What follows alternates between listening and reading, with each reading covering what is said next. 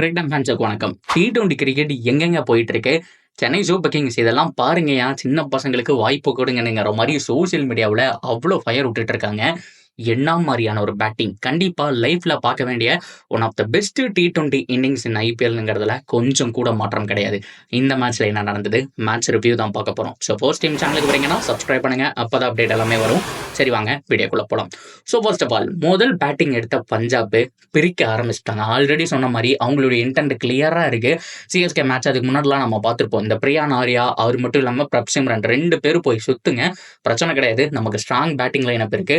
So எப்படியோ 160 இருந்தாலும் பரவாயில்ல, 260 இருந்தாலும் பரவாயில்ல, வர டார்கெட்டை வச்சு நம்ம டிஃபெண்ட் பண்ணிக்கலாம் அப்படிங்கிற மாதிரி தான் அவங்களுடைய பிளான். வந்தாருங்க. இன்னைக்கும் பிரியான் ஆர்யா செமையா ஆடினாரு. கிட்டத்தட்ட 36 நினைக்கிற அவுட் ஆயிட்டு போயிட்டாரு. அண்ட் பிரப் சிம்ரனும் சூப்பரா ஆடினாரு. அவருனாலே 50 அடிக்க முடியல, அவுட் ஆயிட்டு போயிட்டாரு. ஸ்ரேயாஸ் ஐயர் என்ன மாதிரியான ஒரு பேட்டிங், சூப்பரான ஒரு பேட்டிங். மறுபடியும் பழைய ஸ்ரேயாஸ் ஐயரை பார்த்த மாதிரி இருந்துச்சு. ஒரு குயிக் 50 அப்படிங்கிற மாதிரி அடிச்சாப்ல. ஸோ அதை தொடர்ந்து பார்த்தோம் அப்படின்னா டவுன் ஆர்டர்ல இருக்கக்கூடிய எல்லா பேட்ஸ்மேனுமே அவங்களுடைய கான்ட்ரிபியூஷனை கொஞ்சம் கொஞ்சம் கொடுத்தாங்க. அண்ட் ஃபைனலா மார்க்கஸ் ஸ்டாய்னிஸ் அவர் வந்துட்டு அடிப்பாரு பாருங்க, செம்மையை போட்டு பிரிச்சிருப்பாரு. 6 அப்படிங்கிற மாதிரி 4 6 அடிச்சு முடிச்சு வச்சிருப்பாரு. செம்மையுடைய கரியரும் ஒரு கேள்விக்குறிங்கிறதுல மாற்றம் கிடையாது. ஏன் அப்படின்னா 4 ஓவரில் 75 ரன் கொடுத்திருப்பாரு. இதுக்கு முன்னாடி ஜோப்ரா ஆர்ச்சர் 4 ஓவரில் 76 கொடுத்திருப்பாரு. இப்போ செகண்ட் ஹையஸ்ட் ரன் கொடுத்த ஒரு நபர் ஆயிட்டாரு. இந்த சீசன் ஃபுல்லா விக்கெட்டும் இல்ல, பயங்கரமா அடி வாங்குறாரு. உடம்பு சரியில்லாம அவருக்கு அந்த ஆபரேஷன் முடிஞ்சதுக்கு அப்புறம் பார்த்தோம் அப்படின்னா பயங்கரமா அடி வாங்குறாருங்க. ஸோ சமி நம்மளுடைய பழைய சமியா திரும்பி வரணும், பொறுத்திருந்து பார்ப்போம். ஸோ எனிவே 240ங்கிற ஹியூஜ் டோட்டல் எப்பா கண்டிப்பா சேஸ் பண்றது அப்படிங்கிறத நடக்குமான்னு கேட்டா இதே பஞ்சாப் சேஸ் பண்ணியிருக்காங்க 262 போன வருஷம். ஸோ ஸ்ரேயாஸ் ஐயர் தான் அப்பவும் ஆப்போசிட் டீமோட கேப்டனா இருந்தாரு.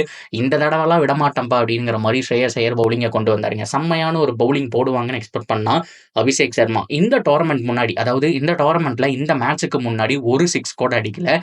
இன்னைக்கு ருத்ர தாண்டவம் என்ன மாதிரியான ஒரு பேட்டிங். ஆனா மறக்க வேணாம், கேட்ச் நிறைய விட்டாங்க. அட் த சேம் டைம் ரொம்ப முக்கியமா ஒரு கேட்சை பிடிச்சி அவுட்னு செலிப்ரேட் பண்ணிட்டு இருக்கும்போது நோ பால் அப்படின்ட்டாங்க. ரொம்ப ரொம்ப ரொம்ப ரொம்ப காஸ்ட்லிங்க. அதை மட்டும் பிடிச்சிருந்தா ஓரளவுக்கு மேட்சை திருப்பி எடுக்கிறதுக்கான சான்ஸ் இருந்திருக்கும்.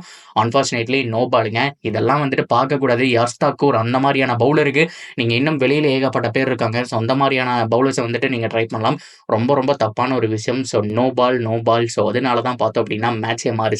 அண்ட் ரொம்ப நாள் ஃபார்ம்ல இல்லாத டிராவிஸ் ஹெட்டும் வந்துட்டாரு, அபிஷேக் குமார் சர்மாவும் வந்துட்டாரு. கிட்டத்தட்ட 130க்கு மேல பார்ட்னர்ஷிப் போச்சு. 50 ரன் அடிச்சுட்டு நம்மளுடைய டிராவிஸ் ஹெட் அவுட் ஆகிட்டு போயிட்டாரு.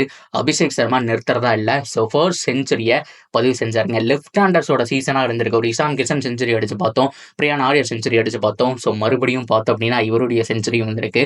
என்ன மாதிரியான ஒரு பேட்டிங்! செஞ்சுரி அடிச்சதுக்கு அப்புறமும் நிப்பாட்டுறதா இல்லை, பிரிச்சுட்டாரு. 55 பால்ல 141 ரன்னுங்க. ஸோ என்ன மாதிரியான ஒரு சேஸு! கிட்டத்தட்ட 18.2 ஓவர்லேயே மேட்சை முடிச்சுட்டாங்க.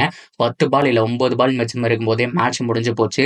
அபூர்வமான ஒரு சேஸை பண்ணியிருக்காங்க. இதுதான் T20 கிரிக்கெட். ஸோ 6 மேட்ச்ல 2 ஜெயிச்சிருக்காங்க. இதுக்கு முன்னாடி 5ல் 1 இருந்தது. இப்போ 6ல் 2ன்னு மாறிட்டாங்க.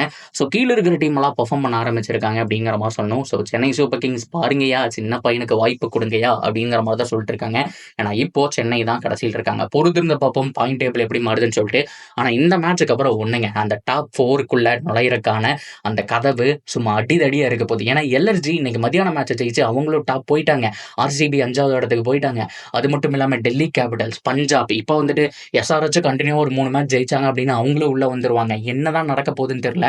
அந்த டாப் 4ல யாரு போக போறா? இந்த தடவை உண்மையாலுமே ஐபிஎல் பிளே ஆஃப் அப்படிங்கிறது செம்மையா இருக்க போகுது. வெயிட் அண்ட் சி என்ன நடக்க போகுதுங்கிறத பார்க்கலாம். ஸோ இந்த மேட்சை பத்தி என்ன நினைக்கிறீங்க?